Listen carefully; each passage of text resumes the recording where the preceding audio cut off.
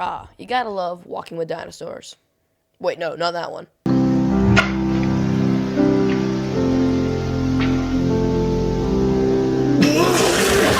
Prehistoric Planet or Walking with Dinosaurs, 1999, which was more influential for its time. On the one hand, you have the storytelling and beautiful orchestral score of Walking with Dinosaurs. On the other, you have the amazing visuals and beautiful dinosaur models of Prehistoric Planet. In this video, we will be looking at both WWD and PP. Wait, no, can't do that. Let's just call it Planet. We will be grading both of these shows on how they 1. Bring the viewer into the world and really connect with them. 2. The dinosaur facts itself, which I'll be grading on how good they are for the time. 3. Which has animals being actual animals and not just bloodthirsty monsters. 4. The storytelling. And 5. The narration. Alright, now that we have our grades, let's first start with Walking with Dinosaurs. Episode 1 of WWD aired on the BBC on October 4th, 1999. On its first showing, it garnered nearly 19 million viewers. WWD pioneered in the dinosaur world as it was able to take the breathtaking visuals from Jurassic Park and turn it into a nature doc, making you feel like the BBC had sent a camera crew back in time to the Mesozoic to film these animals. It was narrated by Sir Kenneth Branagh, who was famous for playing Hercule Poirot, and of course, Oblivion! He really brought a commanding presence to the documentary. His voice alone makes the show 10 times better. Ben Bartlett was chosen as the composer for the amazing music in the show. Each episode traveled back to a different time and place, basically walking you through the history of the dinosaurs. The use of special effects really are what makes the show amazing, as we get to dip back into the realism. Us as an audience get to understand that something real and lifelike is right there, so it dips us back into the immersion. Also, before we start, I just want to say that if I say anything that some other creators have said in their reviews of both of these series, because there's a lot of reviews, it's not copying, it's just because, well, we're watching the same shows. Episode 1, New Blood, stars 2 female protagonists showing a female Coelophysis and Postosuchus. WWD's Postosuchus is shown as being a quadrupedal, when recent analysis has shown us that the Postosuchus and Plateosaurus, which will show up later in the episode, were bipedal dinosaurs, with their front limbs being much smaller than the forelimbs. The doc shows you at the beginning of the dinosaurs and how they would evolve into the truly majestic reptiles of the Jurassic and the Cretaceous. The episode also introduces the audience to Placerias, a stem mammal that the show calls the last of its kind and a dying breed. We as an audience don't know much about this animal, but we immediately feel in awe as we are shown an animal that is basically doomed for extinction. The episode also stars a mating pair of cynodonts and their perilous attempt to raise young. The episode introduces them as the beginning of modern-day mammals, but unlike most mammals today, they lay eggs like reptiles. The audience also features a Patinosaurus, but he's just a chill guy and wants to take a bath. The episode tugs at the heartstrings of all the viewers, with the Postosuchus starts the episode as the undisputed apex predator, as we see her hunt and kill a Placerias. She seems to be the top predator until we realize that she has been injured in the fight, and it's not going too well for her. The Coelophysis is trying to make it through the drought by being opportunistic, as we see her eating a lungfish at the start of the episode. She will have the easiest time of things, as the documentary shows that dinosaurs are ready to rule the earth, and that they have the tools to do so. The cynodonts legit almost made 6-year-old me cry at the end, but we'll get to that. The mating pair are shown caring for their babies in their den in an extremely lifelike puppet scene. We see how our mother cares for the den while the father goes out and does the household chores.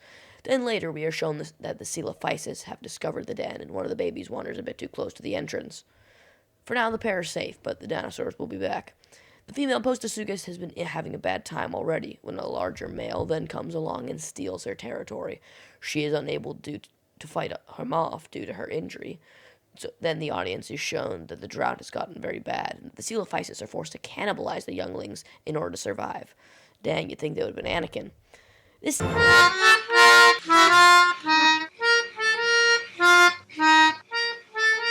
scene is based off of a find at Ghost Ranch, New Mexico, where an older Coelophysis was found, presumably with a dead baby in its guts. This has been disputed and debunked, however, with the general consensus being that it wasn't a youngling in its guts, but a small reptile. Then a pair of cynodonts are forced to make a terrible decision. They eat their own young so they can leave the den with the dinosaur so close. They leave under the cover of darkness, and 6-year-old me is still traumatized. Then to end the episode, we are shown the female Postosuchus lying on the ground, too weak to get up from her gaping wound. Then she dies, as a group of Coelophysis close in around her and begin to feast. The rains come, and the land is lush again. Then, with maybe the greatest sound ever, we are shown a huge herd of Plateosaurus that have migrated here for new pastures, and that is where the episode ends. The episode isn't too bad for paleontology facts, but there are some inaccuracies. First, the episode takes place in Arizona, while Plateosaurus has only been found in Europe, but besides this, most everything was correct for the time. Episode 2, Time of Titans, takes place in late Jurassic North America, where we follow the life of a female Diplodocus. The episode begins with the lead's mother laying the eggs in a pit where they will be born. Then the female rejoins her herd as the audience is shown a huge herd of these titanic sauropods. Then we are shown the babies being hatched as the male Ornitholestes preys on the weak and slow. The male Ornitholestes design in WWD has a crest on its head, which was believed to be true, as its skull fossil discovered had a chunk taken out of it where a crest would be. However, this has been debunked, while the real reason its skull looks like that is due to the remains being crushed. The babies rush to the safety of the dense forest where they will be safe. Then we are shown the younglings eating away in a canyon where a male Stegosaurus shows up on the scene. The younglings stay away from his powerful spiked tail. Then, shock horror, 2 Allosaurus charge into the gully, where one takes down one of the young Diplodocus. The other goes for the Stego. In the confusion, one of the babies gets killed by being smacked by the Stego's Thagomizer, because I guess he didn't like the baby. Safe. We are then shown that the babies are getting quite too big for the forest and must move out when we see smoke coming from a forest fire.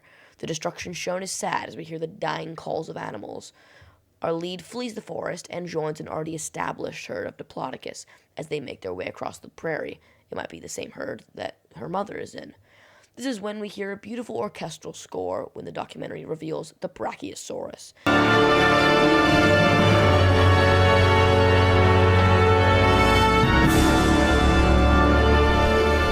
The episode calls it the largest dinosaur ever. While this was the largest dinosaur known to science at the time, recently we have discovered multiple sauropods that are bigger, like the Patagotitan, Dreadnoughtus, and Argentinosaurus. We see animals flourishing and life being content on the plains. Later in the episode, we see male Diplodocus fighting and doing courtship rituals to attract mates. One wins our lead over, and the pair mate. Thanks, Captain Obvious. Then after it's all done, an Allosaurus sees that she's carrying eggs and goes in for the attack. It leaps onto our lead's back, slashing with teeth and claws and making a pretty big gash, until the huge tail of a female saves her. The episode ends with our leads getting better, and the Diplodocus herd walking away into the sunset. For some reason, the episode entails that sauropods will die out before the events in the next episode. This is simply untrue, as sauropods persisted much longer throughout almost all the continents, making it all the way to the extinction event, with Alamosaurus and others. Episode 3, Cruel Sea, takes place in late Jurassic Europe, where we follow a male pup Ophthalmosaurus and bull male Liopleurodon. The episode starts while building the world. We see a group of Cryptocleidos, a pod of Ophthalmosaurus, and some ammonites. Then our male pup is born, and oh my lord, what a shot it is. While the pup is being born in the background, the audience sees a massive, hulking creature looming in the shadows. Our pup is born and swims away into the coral reef for safety. Then another Ophthalmosaurus mother is trying to give birth, but she is struggling. Then a giant Liopleurodon grabs her and rips her in half. The bull eats one half and the other is left for the sharks. We are also shown the flyer Rhamphorhynchus as it skim feeds for fish. We also see some Eustreptospondylus fighting over the remains of a dead turtle. Our bull Liopleurodon then fights off a rival female who wanders into his territory. Guess he took those alpha male videos to heart. Our pup Ophthalmosaurus hunts squid in the dark with an almost photorealistic puppet. I mean, come on. The episode ends with a tropical storm that ravages the European coastline. The storm washes up the male Liopleurodon onto a beach, which he has no way of getting back to the sea. He dies from exhaustion, or he will be but a banquet for a group of lucky scavengers. This is one of my favorite episodes in the series, apart from the 25-meter Liopleurodon. I'm going to die! In real life, it would have been about the size of a great white shark, not a frickin' sauropod. The only reason the writers decided this was because of some very fragmentary remains for some pliosaur out there that have been named the monster of Aramberry. Can't believe I got that in one try, and have been given estimates of 20 meters. Except the writers decided, well, some pliosaurs have been given estimates of 20 meters, but what the hey, let's just add another 5 meters, then make it Liopleurodon. Whatever, man. Episode 4, Giant of the Skies, takes place in the early Cretaceous, where we follow an old male ornithochirus as he travels around the globe to get back to his breeding site, where he will try to once again father the next generation of flyers. The episode starts as the audience are shown a dead pterosaur lying on the beach. We as an audience know that our protagonist ornithochirus will perish on his journey, but for the moment we push that to the back of our minds. After the intro, we are in Brazil, where a different flyer, the tapaiara, is having their breeding season, where males flush their head crest to scare off potential rivals. The male ornithochirus, who is staying in Brazil for the moment, flies off to his breeding grounds. He starts a great journey that we as an audience know will take his life. On his journey, he flies over North American coasts, where he sees a group of Dicotyrodon, which the episode calls Iguanodon, journeying across the shoreline.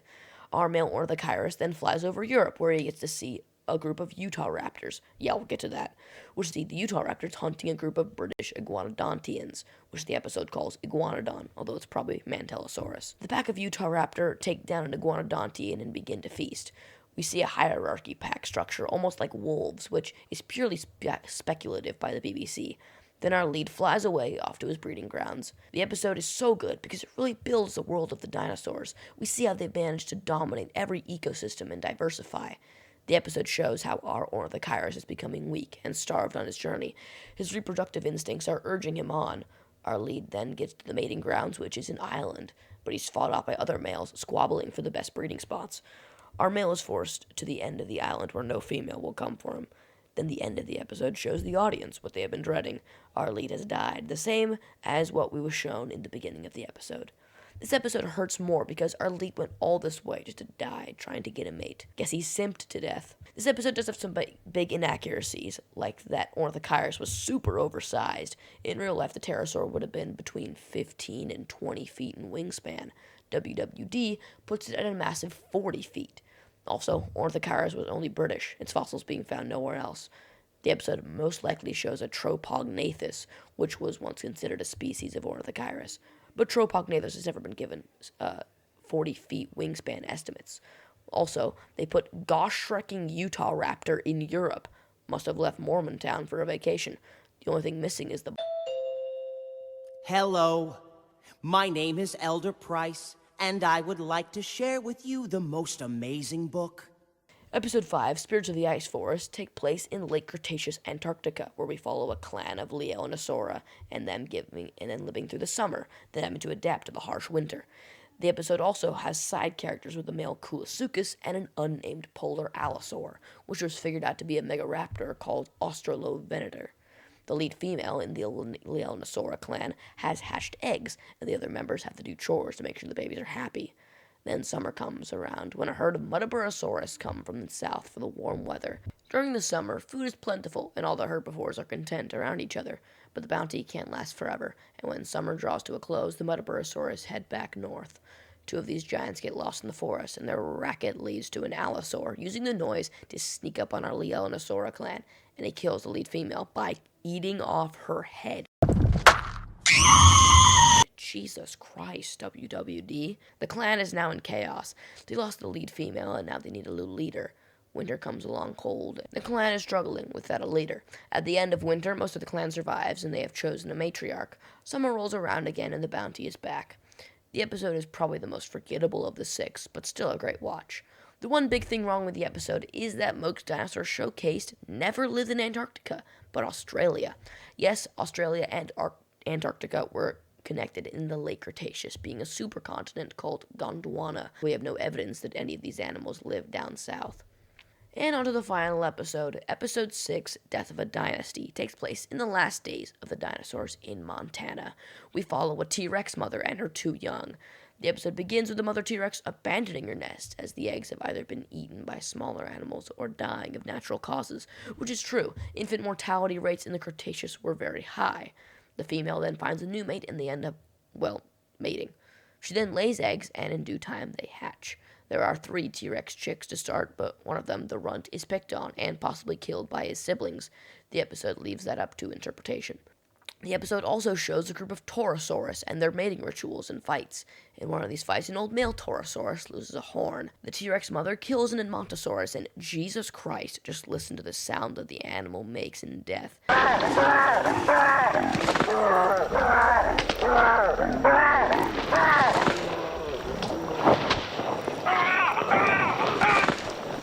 The episode brilliantly, even if it's false, shows a male Quetzalcoatlus, and the doc informs us, the audience, that these animals are dying out, and pretty soon the skies will belong to the birds.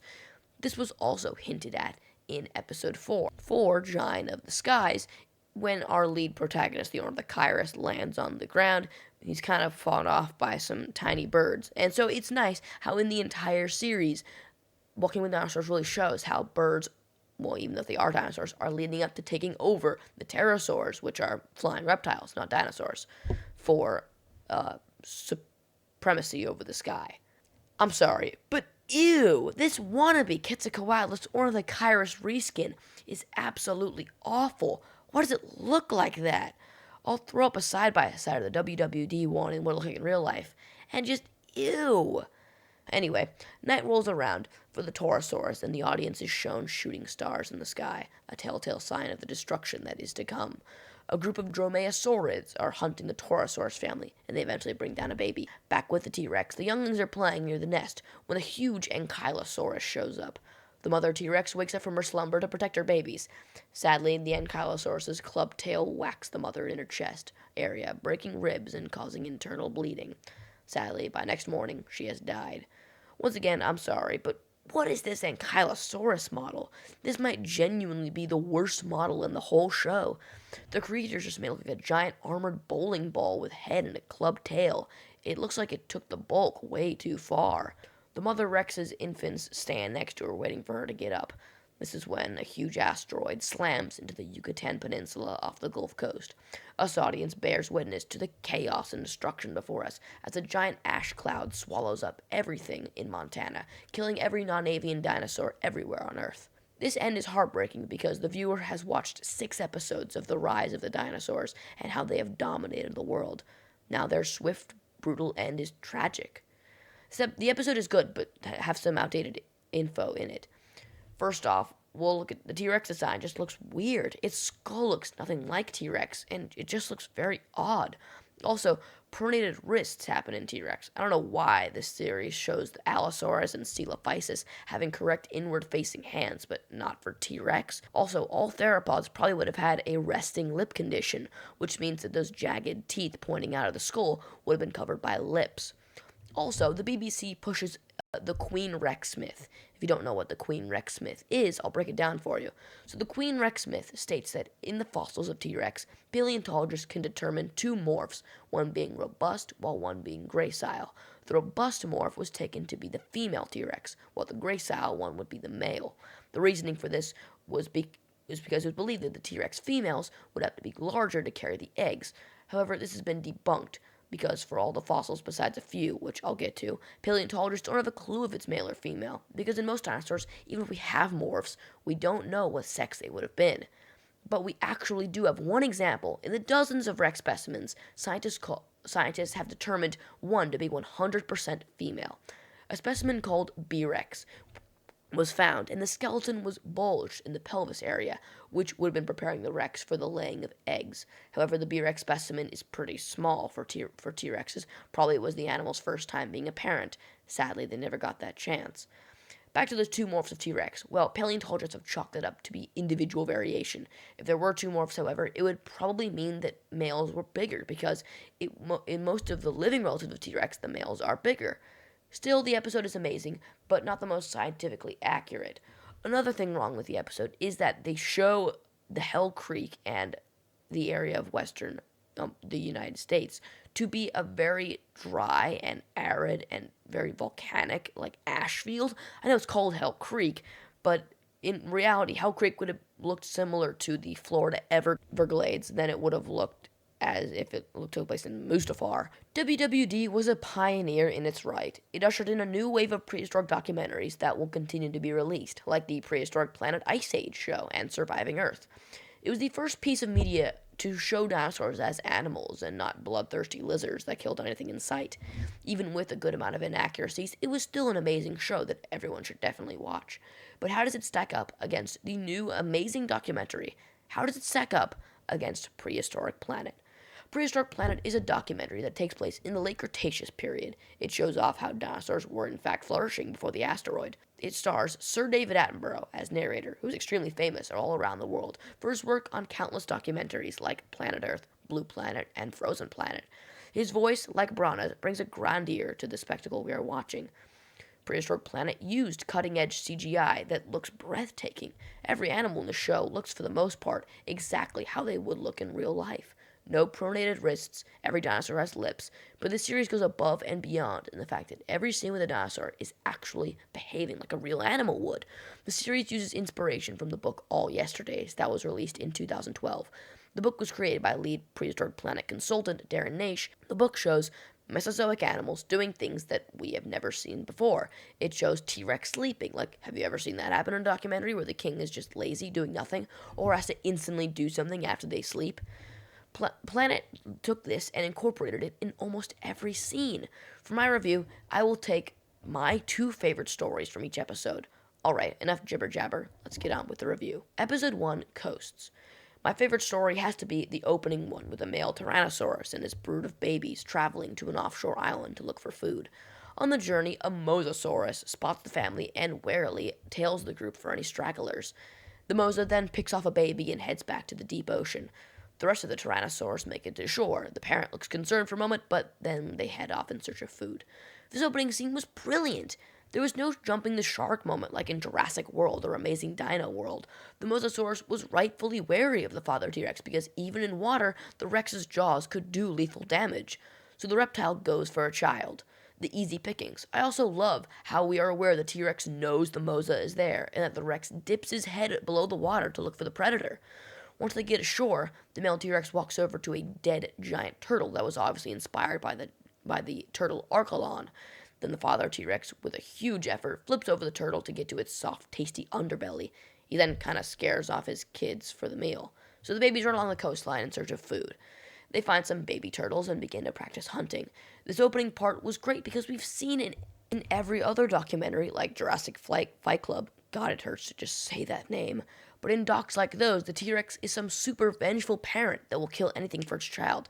But I love on the Prehistoric Planet documentary that firstly, it's a T-Rex father, and also that he's kind of a bum to his kids. He makes sure they get hunting practice while he feasts on the carcass. It might be like that one Family Guy meme. I told you, when I'm finished, you can have what's left. There won't be any left. There's never any left. Happy Thanksgiving! Except, I guess, the T-Rex parent's nice in this. This is also the last time we will see a dinosaur in this episode. My second favorite scene has to be the Alcyone hatchling run. It shows a group of baby chick Alcyone pterosaurs having to basically do a turtle baby run, but instead of it on sand, it's in the air. The first wave of chicks lifts off from the cliffs and fly to the distant forest where they will be safe. But just like a turtle baby run, there is always a predator. For turtles, it's birds, but for the Alcyones, it's the giant Barbaridactylus. Most of the chicks perish on the run, either being swallowed by the Barbaridactylus, crashing into the waves, or crash landing onto the beach where they are Phosphatodraco food. The tension in this scene is unbelievable as we cheer on the babies. Some do barely make it to the trees while they will survive. This part was amazing. All the pterosaur designs were glorious, to say the least. Like the Phosphatodraco, even though it's a very fragmentary as dark, it still looks glorious. And the Alcyones, having no fingers, like most pterosaurs have a finger pointing out of their wing membrane, but for Alcyones, they had developed the wings so they didn't have any fingers. And that was amazing by the Prehistoric Planet team to be able to show that off. The rest of the episode belongs to a group of ammonites as they make some vibrant displays for mating, then they all die. A mosasaur fights, which was almost my second favorite scene, and a tyrannosaur group fighting off a predatory Kaikaifalu. There is one minor detail I want to talk about, but it's very nitpicky. The Caecaephalou in the show looks very similar to the Mosasaurus hoffmanni, also depicted in the show. However, the Caecaephalou was more closely related to other mosasaurids like Tylosaurus, so its design should reflect that instead. Episode 2, Deserts. Easily my favorite part of the episode, and maybe the entire show, is the Dreadnoughtus. The whole scene is beautiful. It starts with a group of these titans walking through the salt flats to the mating grounds. The younger male Dreadnoughtus leads the group into the middle of the mating circle. This is when he challenges the dominant bull to a fight for the rights to the females. The whole fight is inspired by modern elephant seals. The way they throw their heads back to bite the necks of their opponent, the sauropod's front claws to slash the opponent, is also a lovely touch. Although probably not realistic, I love the inflatable gula sacks on the Dreadnoughtus' neck. The scene is also brilliant, easily the best sauropod design in the show or other dinosaur docs. The younger Titanosaur ends up knocking the older one over. The new boss of the ground struts his stuff while inflating his air sacs. Then we go to a time lapse with a beaten foe lying on the ground until every other Titanosaur is left, when it is revealed that the foe has died. My second favorite scene is the desert watering hole scene. We are shown a multitude of amazing dinosaurs like the Therizinosaurus, Tarbosaurus, Tarchia, and the Mongolian Titan, to name a few. The scene starts with a group of hadrosaurids making their way to the watering hole, where it is shown that it is unbelievably crowded, with almost every space filled up. While everyone is drinking the water, a Tarbosaurus arrives on the scene. A cousin of the Tyrannosaurus, it is its closest relative. Us audience believes that he is there to hunt one of the herbivores, but the Tarbosaurus is just in need of some water. The scene is amazing because every dinosaur is acting how it should. Their primary focus is on the watering hole, but make sure that they part the way for the apex predator. The scene shows us how something like water, animals are able to be calm and willing to share with even predators. The rest of the runtime goes to a female Mononychus finding ways to live in the desert and the scrublands. What almost took the 2 spot would be the Barbaridactylus mating grounds, which is an absolutely brilliant part. By the way, make sure to watch the actual show for yourself. It's absolutely brilliant. Also in the episode, we follow some hadrosaurids trying to find food and water in the dry desert, as well as a cheeky velociraptor trying to hunt a lizard next to a sleeping group of Tarbosaurus. Overall, this is my top 3 favorite episodes. There is also one thing wrong with the episode that often comes up in paleo media, and that's the Namek Dejuctum Mix and Mash. In shows like Chased by Dinosaurs and The Truth About Killer Dinosaurs, we are shown animals from 2 different stages of the Cretaceous lumped into one. In reality, the Velociraptor, Protoceratops, which is not in the Prehistoric Planet for the better, lived in the more arid and dry environment of the Dejucta Formation, while on the other hand, Tarbosaurus and Therizinosaurus and others would have lived in the more wetland, lush environment of the Namek. Also, Velociraptor probably didn't live in the later part of the Cretaceous. It probably went extinct about 70 million years ago. Episode 3, Freshwater. Freshwater is an interesting episode to say the least. It's certainly good, but probably my least favorite. However, it does have some amazing parts, my favorite being the Dinochirus. It's wonderful to see an animal be so chill and just vibing. The scene shows a male Dinochirus as he's foraging for food in a marshy swamp. He scratches his back on a tree to get at some blood-sucking flies, and then, well, takes a dump. The scene is great, though. It shows an animal being an animal without some predator hunting it or a rival trying to win his territory. It's just fantastic. There's some debate right now in the prehistoric world on if Dinochirus was fluffy or not. In Prehistoric Planet, it is shown being a very fluffy animal. It is debated on if it would need the fluff or if it would overheat and die. I'll throw a picture on screen of the maybe new look at Dinochirus with very sparse feathering. My second favorite scene has to be the group of velociraptors hunting some pterosaurs on the cliffs. Although dromaeosaurids probably didn't hunt in groups, it's not too bad, unlike Dromaeosaurus using hand gestures in Jurassic Fight Club. Something else. That raptors communicated using quick hand gestures. The group of velociraptors used the high and low ground to their advantage. Then one of the 3 velociraptors, the female, leaps and grabs one of the pterosaurs in her teeth. Then she plummets off the cliff with the prey in her jaws. But her wings and feathers cushion her fall, and she scampers off with her meal. The female leaves the two male velociraptors to an uncertain end, with a colony of pterosaurs closing in on the raptors. This scene is great because we are shown a realistic hunt between predator and prey. The velociraptors use teamwork to their advantage, but I love the addition of the female not bothered about what will happen to the males, as her meal is more important to her. Other scenes in the episode include a mother Quetzalcoatlus laying eggs in a forest, then having to fight off another mother who wants to lay eggs herself. We are also shown a pair of T-Rex as they mate and care for each other, another personal favorite scene, and a group of Tyrannosaurs hunting a school of fish in the water. Overall, not my favorite episode, but still a very, very good one. Episode 4, Ice Worlds. This episode is easily in my top 3 favorite, as well as deserts. My favorite scene from the episode has to be the Nanuqsaurus hunting the Pachyrhinosaurus. It's just brilliant. This part is amazing because it's a representation of modern-day wolves hunting muskox in the frozen tundra. We are shown a group of Nanuqsaurus tracking down a vulnerable herd of Pachyrhinosaurus foraging in the forest during a blizzard. Sensing the danger, the Pachyrhinosaurus hurriedly leave the trees for open ground where they can form a circle around the young and weak, like modern-day herd animals. The Nanuqsaurus follows circling the herd. But the blizzard has gotten so bad that the Nanuqsaurus must lie down and wait for the storm to be over. Once the blizzard clears, the predators are back on their feet, resuming the fight. The predators eventually get the herd on the run, and one of the older males falls behind. His energy spent, the bull succumbs to the power of the predators. And by the way, if I haven't mentioned it yet, the music during these scenes are absolutely glorious. I mean, it was done by Hans Zimmer. My second favorite scene is the ornithomimus mating scene. A large group of male ornithomimus are making nests to attract females into mating with them. We are shown males who build eye-catching nests, sure to attract females, but like modern-day frigate birds, we are shown some ornithomimus steal parts of other nests to help build their own. This scene is great at showing real animals doing real things. One of the robbers gets caught and promptly fought off. The ornithomimus in the scene are so real that it also makes me believe that the BBC sent a camera crew back to the Cretaceous. Other parts of the episode are designated to a group of dromaeosaurids hunting a group of Edmontosaurus, some Allura Titan and their young making it down a mountain, and some Ankylosaurids finding a place to stay warm during the winter. Overall, the episode is fantastic, and the snow looks so real it's honestly astonishing, especially on the rendered feathers.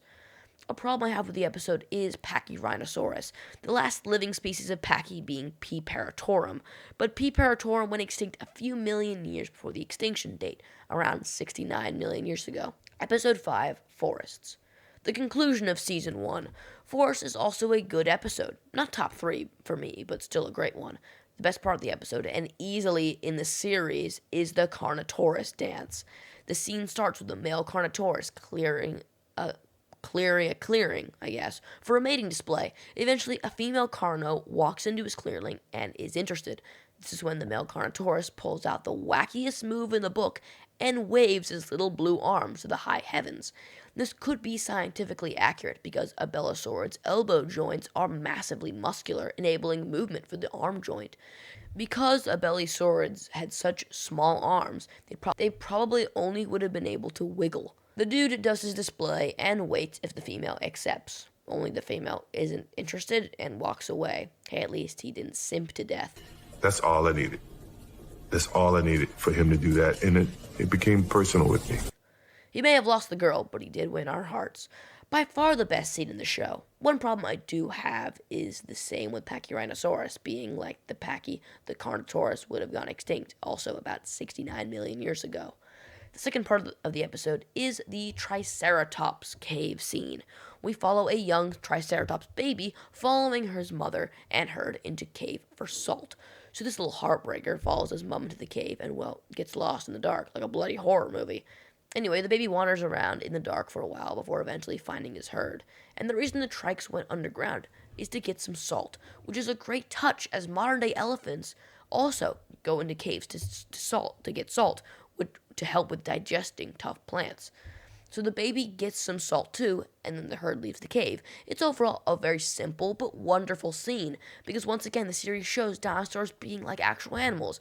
I know I've already said it like 100,000 times, and I'll probably say it 100,000 times more, but I have to keep saying it, because it's true. The episode concludes with a Hatzegopteryx flying off into the sunset. So that's where Season 1 of Prehistoric Planet ends. A great 5-part series. until a year later, when Prehistoric Planet 2 aired once again on Apple TV. So episode 1, Islands, kicks off the season, and I'll say it, this episode is pure cinema, easily the best of the show. In this show, every part of the episode is just amazing, and it took me a while to find my 2 favorite scenes. Easily the best scene in the episode is the Tethys Hadros and Hatzegopteryx scene. I don't think I've ever seen a paleo documentary scene be actually terrifying. We are on Hatteg Island, where we follow a herd of Tethys Hadros munching on some plants when, from the sky, a gang of Hatzegopteryx land on the island. Most of the herd makes it to the safety of the trees, except for a group of younglings who have to hide in the shrubbery to avoid being eaten. Like always, the babies run and one of them gets absolutely wrecked, while the others scurry off to their mother. Then comes a fight for the carcass between the hunters, until one male takes the kill and flies away. This scene is genuinely terrifying. The music is on point, and the Asdarkets are menacing as always. Easily one of the best scenes in the show. My second favorite scene also includes Hatzegopteryx. We follow the same male Hatzi, I believe, from the beginning of the episode as he takes his prize to an offshore island to try to win a mate. The lure of the meat attracts a female Hatzi, and the male begins his courtship dance. But before he can finish, a rival male shows up on the scene trying to win the girl. Our male fights the rival off and returns to his mate. Then they mate, which only takes a few moments. Fastest man alive. Which might explain why you can't get a date. Yeah. Hey! Other parts of the episode includes a Zalmoxes on a raft dodging a Mosasaurus. What almost took the second spot would be the Simosuchus and Majungasaurus hunt scene. Just cinema. Also in Madagascar, we follow a female Adalatherium and her young in a den. A Mashikasaurus trying to hunt them until he's absolutely clapped by a Matsoya. And we follow a group of Improbata hunting a Morosaurus. This episode is pure cinema and is easily the best in the whole show. Episode 2, Badlands. Badlands is a very good episode, basically being a sequel to Deserts from Season 1. My favorite part of the episode is the Tarbosaurus and Velociraptor hunt. We follow a big herd of sauropods, joined by a group of Prenocephalae, as they have to make their way through a canyon to make it to the multitude of food on the other side. But waiting for them is a gang of Tarbosaurus. Panic spreads through the herd, and one of the sauropod tumbles to the ground. The Prenocephalae take to the higher ground, but waiting for them is a group of velociraptors. The Dromaeosaurus use their numbers to drive a Prenocephalae into a trap. One of the hunters pushes a Preno off the cliff to its demise. The Tarbosaurus took down the falling sauropod and are feasting on them themselves.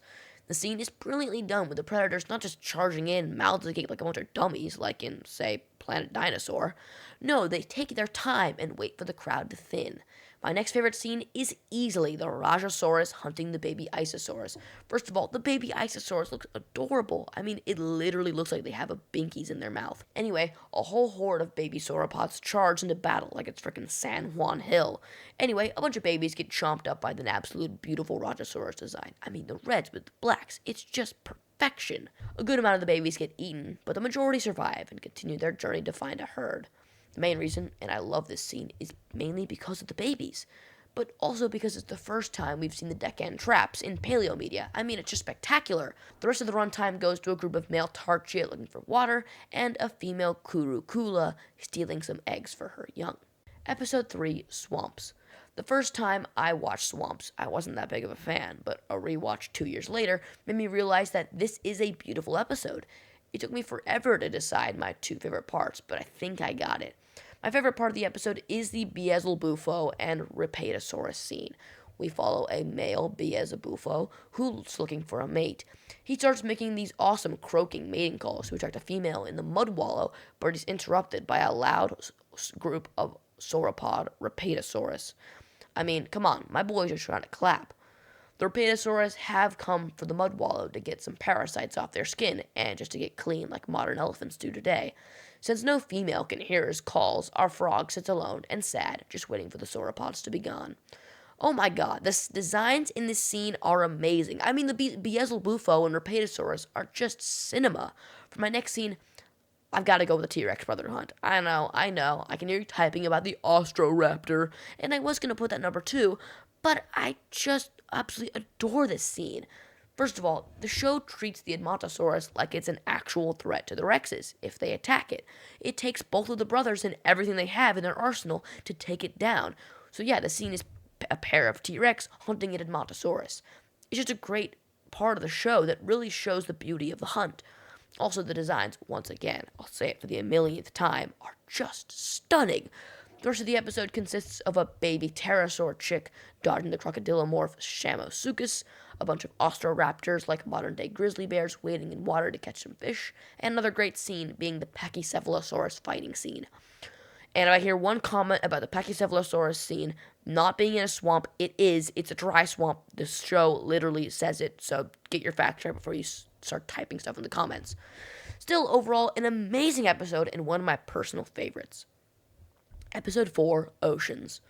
Oceans is another great episode. Not one of my personal favorites, but still a very good one. My favorite part has to be the Zephactinus and Hesperornis fishing scene, which we have already seen in the documentary Sea Monsters. Sea Monsters.